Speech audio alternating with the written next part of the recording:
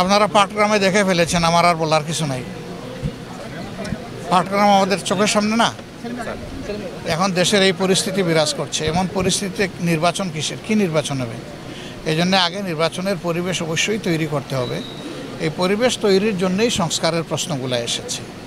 আমরা আশা করি যদি বেসিক বিষয়ে, মৌলিক বিষয়গুলোতে কার্যকর সংস্কার হয়, তাহলে আলহামদুলিল্লাহ একটা ভালো নির্বাচন হবে। এবং যদির কোনো সুযোগ নাই, সংস্কার করতে হবে, ভালো নির্বাচনও করতে হবে ইনশাল্লাহ। সে মব সর্বকালে বাংলাদেশে ছিল, এটা 72 সাল থেকেই শুরু হয়েছে এবং এখন পর্যন্ত এটা কন্টিনিউ করছে। কিন্তু এই মব আমরা চাই না, আমরা মবের ঘোর বিরোধী। কোনো মব নাই, এবং দেখবেন যে এই সমস্ত মবে জামাতে ইসলামের কোনো কর্মী সমর্থক কোথাও জড়িত নাই।